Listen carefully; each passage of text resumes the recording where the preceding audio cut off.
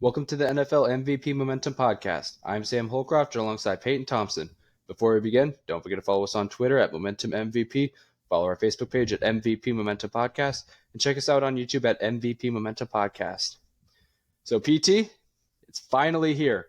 The first day of the NFL season. We have the Lions and Chiefs tonight, but we're not going to talk just about that game. We're going to talk about all 16 games that we have this week. This is our week one preview. Something we're going to be doing every week is we're going to be going through and we're going to pick the winner of every game every week. We're going to keep track of standings. And not only that, but we are going to have our upsets and what we call a double down, which is basically a guarantee. I'm guaranteeing this team is going to win. We'll keep track of all those records as well.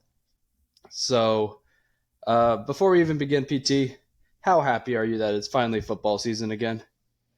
Super happy. I'm very excited, especially because this year my team should be, pretty decent. I feel like, I'm kind of tempering my expectations a little bit, but it's been a long time coming since we've had a decent roster, and just football in general. It's always a good season to be in. It's always real fun. Every weekend you have something to look forward to, and then when NBA comes around, you kind of have everything going on at the same time, and it just makes everything a lot more fun to look forward to throughout the week. So yeah, I couldn't be more excited to see these teams and how they look in week one.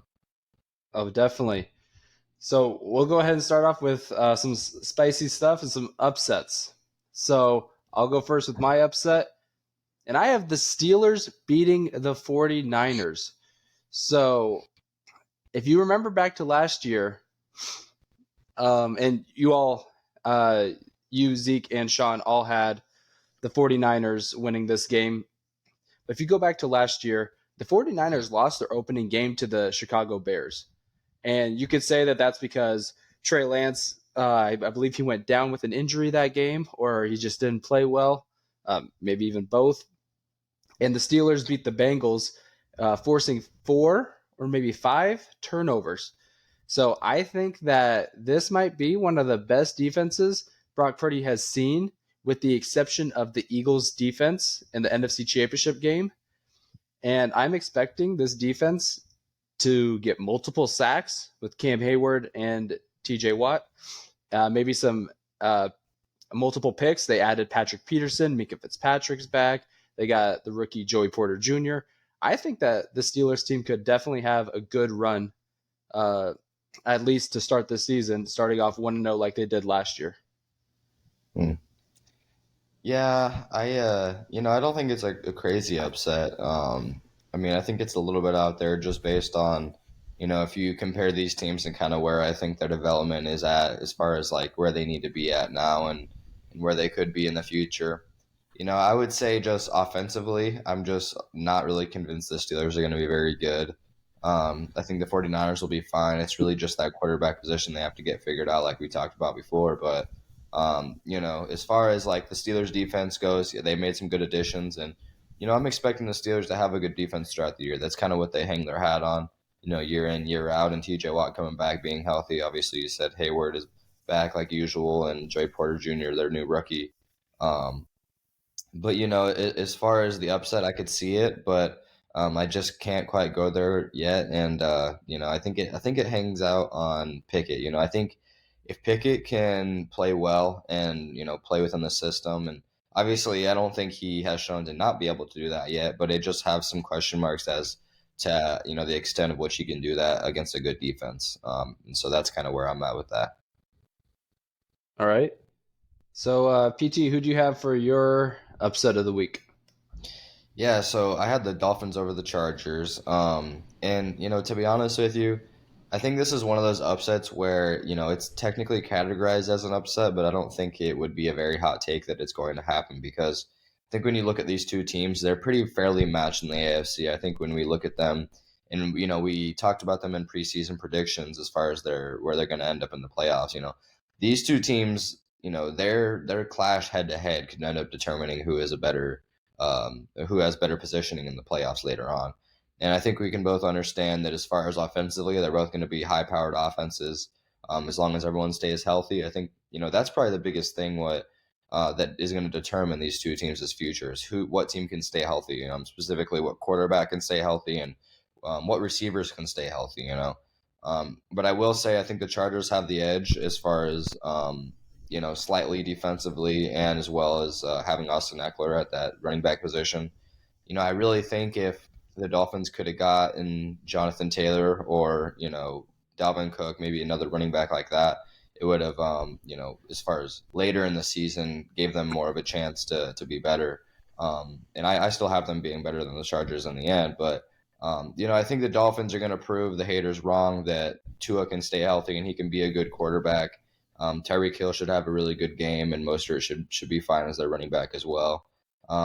And I'm expecting this to be a high scoring game, but I have the Dolphins edging out the Chargers.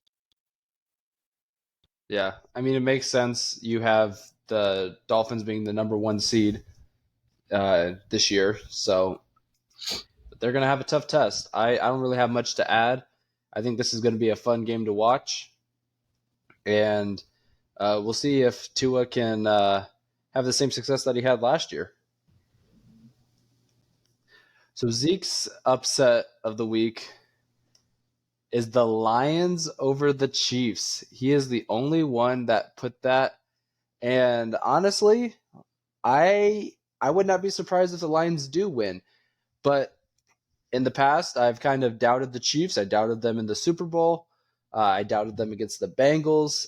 It's just you can't doubt Andy Reid and Patrick Mahomes. Uh, Chris Jones most likely isn't playing. I think that's almost confirmed. Travis Kelce is still questionable, and it's few hours before kickoff. So we'll see if Kelsey's going to be able to play. But in the end of the day, Mahomes still threw for 5,000 yards with no alpha wide receiver and just Travis Kelce basically as that alpha. So I'm still picking the Chiefs, but would not be surprised if the Lions do win this one. Yeah, I would say I pretty much have the same thought process as you. I mean, I don't think it would really surprise me if the Lions won, but I'm not willing to bet against them that they're going to, especially because it's in KC. I think that's a pretty important part of it too. I think if it was in Detroit, they'd have a much better chance with the home crowd. But the fans in KC coming off that Super Bowl, they're going to be loud, they're going to be rowdy, and they're going to be cheering for their guys. And Mahomes, is Mahomes, and same with Andy Reid. They're proven winners, and so you really just can't bet against that. Really, no matter who they played Week 1, no matter who they got. I think the only team that I would maybe put over them dealing with the Travis Kelce injury and Chris Jones is possible. I don't know how long he's going to sit out, but I think I would have the Eagles beating them. But as far as every other team, I'd probably have the Chiefs still winning, just based on their resume. So yeah, I'm going with the Chiefs as well. And then Sean's upset of the week. He has the Jets over the Bills. So we all have the Bills. He's the only one with the Jets. I wouldn't be surprised by this either because the Bills have a lot of question marks after how they played against the Bengals. But at the end of the day, I had the Bills as the number one seed in the AFC. So I still got to go with that. Still got to go with my gut from the last few weeks. So yeah, I still have the Bills. Yeah, same. I still have the Bills as well.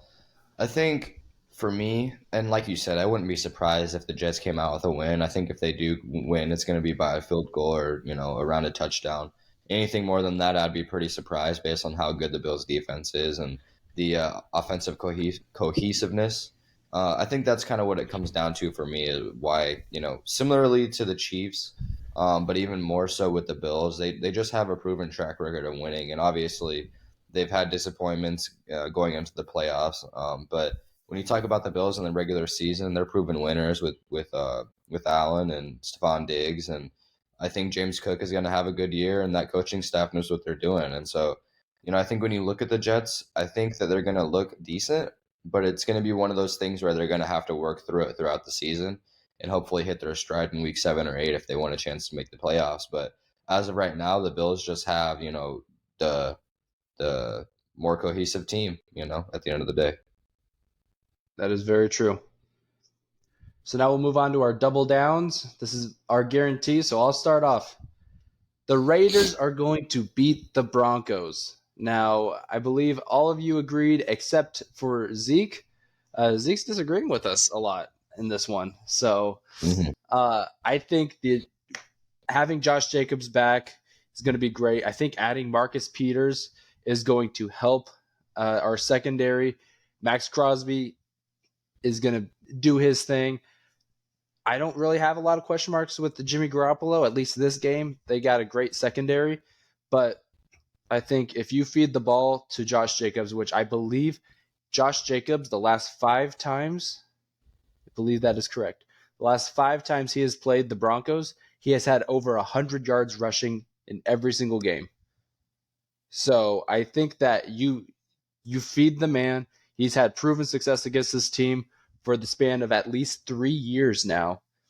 So you just got to feed him, and that play action with Devonte Adams, it's going to be the nail in the coffin, just like it was last year in their second game that they played.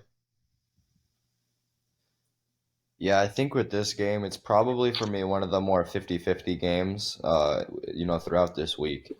I think it's going to come down to who can get the most defensive pressure on their quarterback. I think if you can, obviously Max Crosby is Max Crosby, and what's your guys' rookie that's on the other edge or on the other side?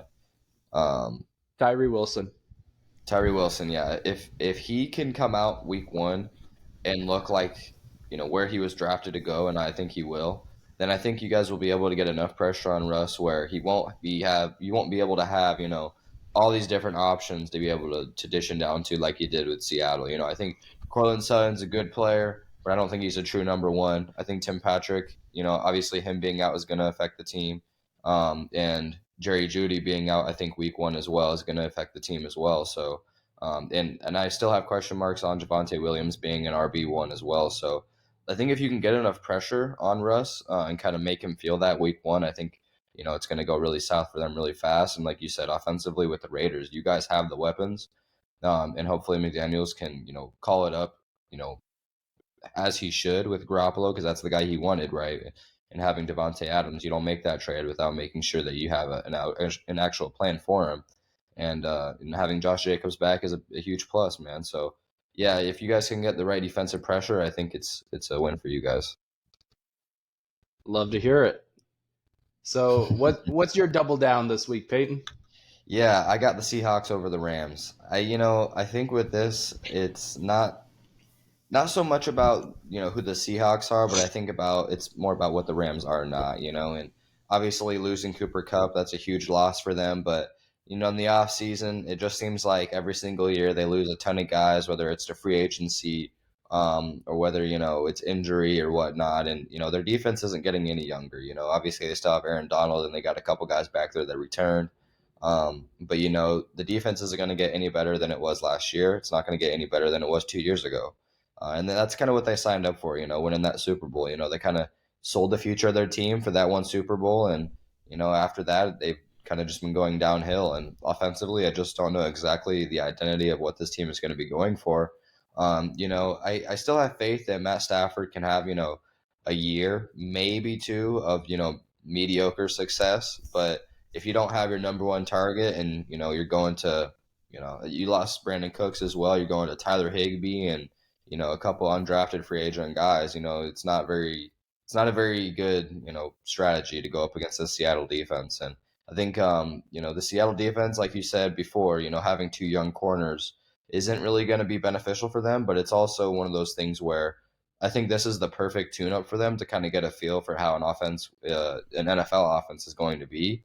And, Pete Carroll is a great coach, and I think Geno Smith and that offense will be kind of how they were last year, but a little bit better, a little bit more cohesiveness and just another year under Geno Smith's belt as a starter with DK and Tyler Lockett. Hopefully, JSN is healthy, but I'm not sure if he's playing week one. But, going into the future, that offense is going to be even better with him. And then obviously you have Kenneth Walker coming back and Zach Charbonnet will get some touches. So, when you just compare these two teams, side by side, I think it's clear to see that the Rams have close to no shot to winning this game. Yeah, I mean, you just look at the defense. You have who's their top player at every level of their defense last year. Last year, Aaron Donald on the defensive line. He's still there. Bobby Wagner at the linebacker position. He went back to Seattle. And then you have Jalen Ramsey in your secondary. He got traded. to the Yep. Dolphins. So your top three players are now down to just one. And I don't even know who their next best defensive player is off the top of my head. Yeah, I So couldn't tell you either. yeah, I think that this, if I was a betting man, I would take the spread on Seattle. So Zeke's double down, and I think we all saw this one coming. It's the Eagles over the Patriots. We all agreed on that as well, just like we all agreed on the Seahawks over the Rams. Um, there's a lot of question marks with the Patriots. This is a tough, like, if they wanted any chance to make the playoffs, especially in probably the hardest division in football, they needed a good week one game, and they just did not get that draw. This is going to be a real tune up game, but, the Eagles are going to have to play well because this could be a trap game for them with that Super Bowl hangover. So we'll see what they can do. Yeah, I don't have too much to say about this game. I think if I had to have another double down, this would probably be it, just because, like you said, the Patriots have so many question marks. And, to be honest with you, I really think they're one of those teams that should kind of break it all down and rebuild. I don't really think Mac Jones is the answer. I think he's going to be one of those quarterbacks that's a great backup quarterback. And if you throw him in a very quarterback friendly system, like if you were to put him and San Francisco, for example. I think that'd be great for him. But for, most other offenses, he wouldn't be a QB1 that's going to be able to, I guess, be that self creating quarterback, it's going to be able to make plays. And so, obviously, on the contrary side of that, you got Jalen Hurts, which is one of the best improvisers in the NFL we saw last year. And I don't expect that offense to slow down anytime soon with Devontae Smith and A.J. Brown. And you're adding DeAndre Swift as well to that running back room. So, yeah, I mean, the Eagles should be scary on paper, and obviously that defense should be back for blood. Especially after that Super Bowl. I think it's interesting when teams and players and coaching staffs and stuff like that talk about Super Bowl hangovers and how much that can affect you. But I think on the flip side of that, you kind of have to look at teams that lose in the Super Bowl and how much that can motivate you to go even harder the next year or even week one. So I think this is a great, tune-up game for them. Like you said, it's unfortunate for the Patriots to get that kind of draw, but it's someone had to play the Eagles week 1. Right, exactly. And Sean's double down, the last one that we'll talk about is the Jaguars over the Colts. And we all agreed on this one as well. I just think that, and I've been saying this for a while now. The Jaguars are going to be a good team. And, and I think that this is the perfect opportunity for them to tune up and get ready to show the NFL this year. Like, hey, like we're the real deal. Last year in week one, they lost and I think blew a double digit lead to the Commanders. Uh, so I feel like that this is a good game to, have the same situation, but instead of blowing the lead, pedal to the metal, put up 40. Jonathan Taylor's not going to be playing. Um, Anthony Richardson's first game. So I think that that defense is going to give him a lot of fits. So I think that we all kind of agreed with that. Yeah, pretty much. I don't have too much more to add. I mean, like you said before, I'm like really infatuated to see what this offense looks like in Trevor Lawrence's, I believe, third year or maybe fourth. But either way, it's another year with Doug Peterson under center as the coach, and I think adding Calvin Ridley and having the same offensive pieces they did last year, having Travis Etienne healthy, I really think this offense could be a top five, top six offense in the NFL. It really just depends on if Trevor Lawrence can do those little things to propel the team. But I really do believe in the team, and I think the defense should be, back to what they were last year as well. And yeah, like you said with the Colts, rookie quarterback, not having their starting running back, who is pretty much the foundation of their offense last year. Obviously, Michael Pittman's going to be good, but I just have some question marks about Anthony Richardson's accuracy as far as play to play, especially when you have the Jaguars pass rush coming after you. That's not an easy matchup to have, defensively your first game at all. So, yeah, like you said, I think this would be a great game for the Jaguars to kind of just unleash their offense and get the confidence up.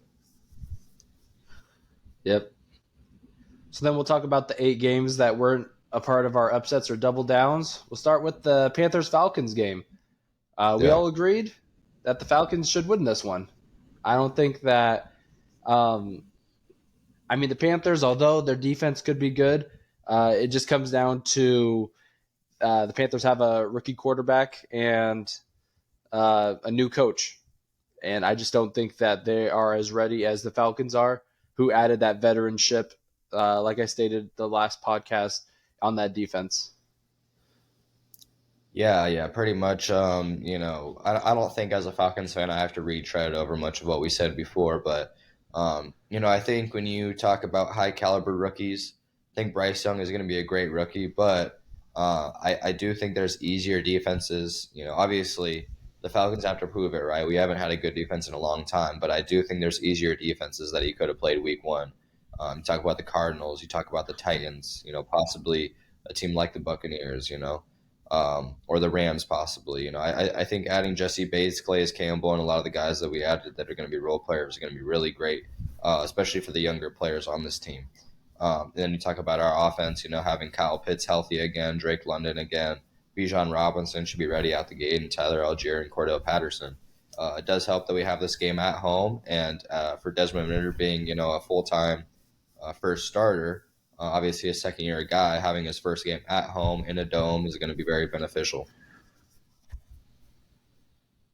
Yep, I agree, especially in with the Bijan's start getting the starting nod. I'm excited to see what he can do and improve my speculation wrong. I'm so excited. So you can, yeah, you can go ahead and give your take on the Bengals Browns, where Zeke disagreeing with us again. Yeah, I mean, to be honest with you, man, I just have a lot of question marks about the Browns and, kind of their ceiling as a team. I feel like they're going to be a team that's going to be competitive, game in, game out with Deshaun Watson, Nick Chubb, obviously, and that defense is going to be pretty good as well. But, I just don't know exactly where the team's head is at, where they think they're at as far as where they should be. Obviously the AFC is ultra competitive. And so I just don't know if they have a lot of the intangible little details that, these other teams have. And, on the flip side, you talk about the Bengals. I think the Bengals are primed to have another great year with that offense. As long as Joe Burrow can stay healthy, and specifically we're talking about this game, right? If he can stay healthy for this whole game, and obviously have his two starting receivers and Joe Mixon playing, I just don't see how the Browns are going to have enough offensive output from a quarterback that last year, showed that maybe he's not the same guy. Taking that year and a half off, kind of hurt. So I will say, though, that the Browns do have at least the offseason and plus to work with Deshaun Watson, which they didn't have before with the suspension. But with that being said, losing Kareem Hunt and losing a couple guys on defense as well, I'm just not exactly sure where this team is at. But with the Bengals, obviously they lost Jesse Bates and I believe one other guy on defense. They still have most of their offense. And I just think their coaching is going to be a little bit better than the Browns. Yeah, there's nothing I need to add to that. I think that was all correct. Next is the Vikings Bucks. We all have the Vikings here. Buccaneers, you know, I think Baker's named day one starter. Um, again, with the exception of Baker Mayfield at quarterback, on paper could still be a top 10 team. That I really am still a fan of that defense and that receiving core. And Trey Palmer is looking good, a former Nebraska player. But it's just I don't think that Todd Bowles is the guy. I think he might be on the hot seat, even though it's his second year in the league. Unless if they do trade at the trade deadline, then they'll probably give him another year or two. But we all have the Vikings here. I think that's kind of like the same situation with the Seahawks and Rams. It's not necessarily that the Seahawks are just going to be that much better. It's just that the Rams and the Buccaneers are just too far behind. Yeah, I got to go kind of the other way with this one. Obviously, I still have the Vikings winning, but I think the Buccaneers are going to be really bad. I pretty much have no faith in Baker Mayfield. I think that when he was on the Panthers, he had a chance to show a little bit what he could do, having those few games with C-Mac, having DJ Moore, having Robbie Anderson, who's chosen Anderson now, and having, honestly, Panthers defense that wasn't that bad. The Panthers defense was pretty solid last year. Not that they were a top 10 defense or anything like that, but they weren't a bottom 20. They were somewhere between that 13 to 18, 19 range, and so with the Mike Evans holdout thing kind of going on and Chris Godwin always having those injury issues, I'm not exactly sure what this offense looks like.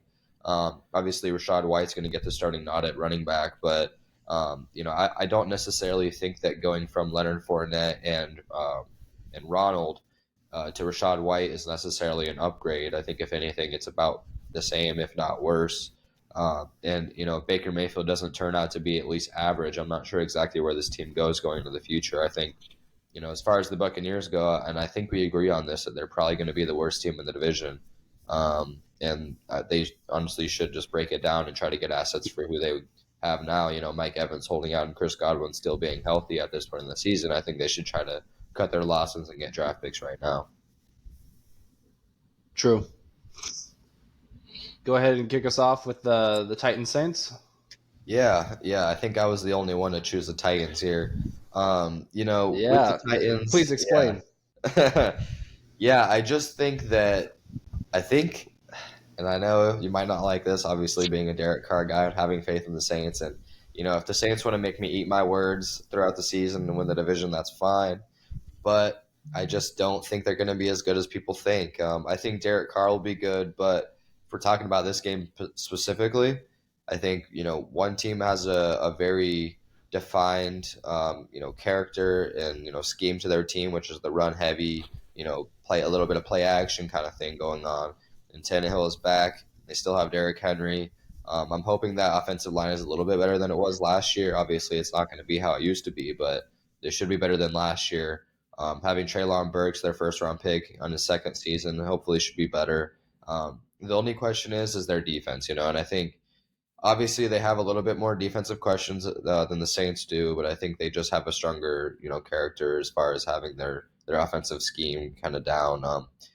I do think if Kamara was playing, it would kind of change my mind a little bit because I think the 1-2 punch with Kamara and Jamal Williams is going to help a lot throughout the season. But having just Jamal Williams, I think Jamal Williams is a good change of pace back, but I don't think he's a guy that's going to be in there or should be in there rather 2 or 3 downs every first down. So, with that being said, you're really going to have to rely on Michael Thomas, and I think Chris Olave will be really good. I think he'll be the wide receiver one. He should have at minimum 1,000-yard season, 6 or 7 touchdowns. But if Michael Thomas can be back to that 2019 Michael Thomas, then I can kind of see them being better. But as far as game one, kind of coming out the gate, just not expecting him to be that guy. All right. So I had the Saints starting off the season 8-0. I said that last podcast. So obviously I have them winning this game.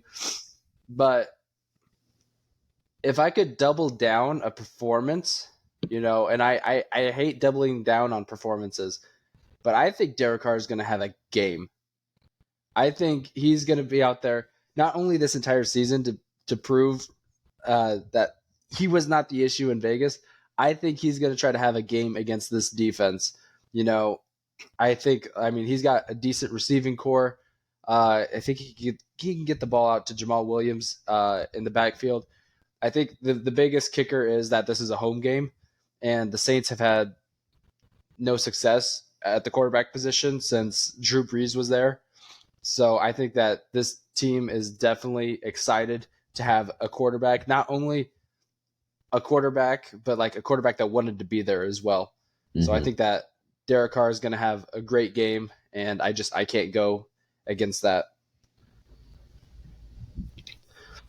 So the next one is the Commanders and Cardinals. We all agree the Commanders here, and it's obvious the Cardinals are tanking.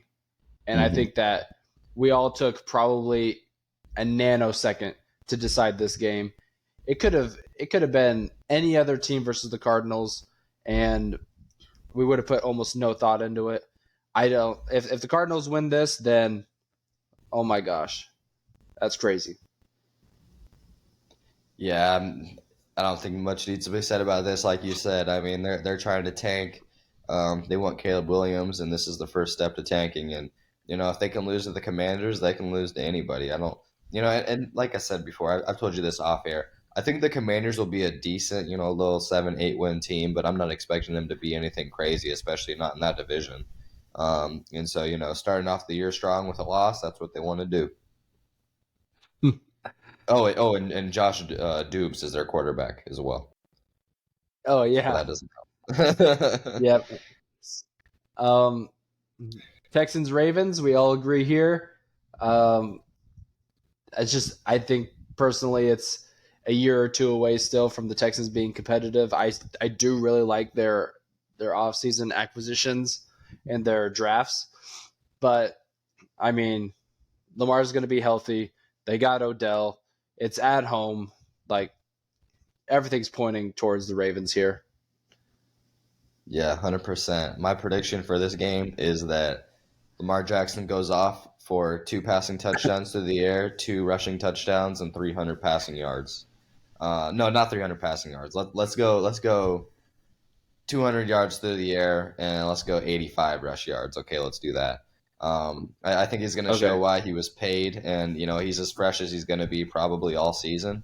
And so I think this is it. I think this is his time to show why he should be paid, at least for now. Obviously he's going to run into some hiccups later, and we'll figure that out later. But this is a great tune-up for the Ravens. Yeah. I was going to say 300 passing yards for a running back. That's Yeah, quite a that's bit. yeah. I don't know how many times he's done that in his career. I might want to pull back on that a little bit. So our second to last game that we'll talk about, Packers Bears. Go ahead and kick this one off. Yeah, I think we were pretty split on it, to be honest. I personally had the Packers. I think the Packers are going to be slightly better than how people imagine them to be. I think the main question is obviously Jordan Love, but they're still going to have Aaron Jones and AJ Dillon, and I expect that defense to still be pretty good as they are year in year out. And the coaching staff is still pretty cohesive as well. So, I think that Justin Fields, and this might sound kind of crazy, but I think Justin Fields got a little bit overrated throughout, the last part of the season and the offseason because of how much rushing he was doing. Um, which is funny because we just talked about Lamar Jackson. But no, I think that, I think Justin Fields will be a good quarterback, but I don't think he's going to be one of the quarterbacks that you're going to be able to pencil in as, a guy, a top 6, 7 quarterback in the NFL. I think he'll be more like 11 to 14 range. And so, with that being said, I think that although he'll be better than Jordan Love, I just have the Packers being a little bit better than the Bears. And so I think it'll be one of those games that's pretty low scoring as well, especially being in Chicago. But I think with that being said, I just got the Packers defense over the Bears. So last year I said that Justin Fields is him. You have to build around him. He is your franchise guy. And I think that the Packers will be the worst team in this division this year. I think the Bears will take a step in the right direction. Not a major step, but a step. And I think it's going to start with a week 1 win here against the Packers. This would have been my upset, except for the fact that the 49ers are the third highest probability of winning the Super Bowl. So that's the reason I have the Steelers over the Bears, but this was a close second for me. I really do think that the Bears have something going. Jordan Love, I have huge question marks, but I mean, the Bears owner just got traded to New York, so I mean, the Packers got to find a new owner now. So, or I guess the Bears owner. I don't know. I was referring to the joke Yeah, when Aaron yeah, Rodgers said, "I own you." right. And then the last game, the Sunday night football game, where we're actually our only 2-2 split. The Cowboys and Giants. Zeke and Sean both have the Giants going here, and we have the Cowboys. I just don't know how I could justify this. I do have faith in the Cowboys, even with losing Zeke, but they chose their guy, Tony Pollard. They have Brandon Cooks, CD Lamb, Stephon Gilmore is Yeah. there with Yep. Diggs, Micah Parsons. I can't go against if we rate, and we did this for the Super Bowl too. If we rank the top 10 people playing in this game, the Cowboys are going to have 7 guys minimum, Right. maybe Mhm. 8. The only 2 guys that you can maybe put on there, I feel like, is Dexter Lawrence and maybe Saquon Barkley. Yeah. And From the and maybe Daniel Jones if there's a third. I was gonna say, I mean, I feel like it's I mean, you kind of have to see it to believe it, but I think Darren Waller could make the case talent wise, but you have to see him be healthy for a whole season first before you do that. And you kind of have to see what he looks like in this offense as well, you know. Um, but I think another guy that you didn't mention on the Cowboys is Michael Gallup. You know, he was out for a lot of the year last year with an injury, and he had to kind of come back slowly. But he's a guy that Dak really likes to throw down to downfield. And so, yeah, you got that three-headed monster with CD, Gallup, and Brandon Cooks, who Brandon Cooks, quietly has always had 1,000-yard seasons, and people just don't really see it because he played with the Texans, and I think it was the Saints before that. Saints. Yeah, and so he's kind of played on some not so good offenses, but he puts up numbers, and people just kind of forget that. And I think CD Lamb taking another step up, kind of getting older and putting together another good season. I think we have yet to see the best CD Lamb.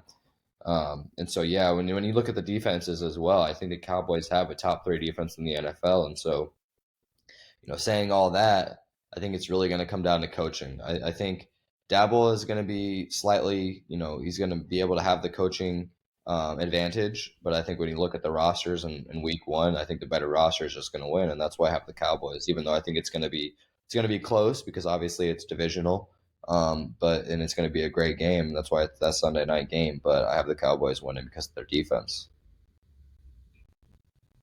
Yep, I'm the exact same way.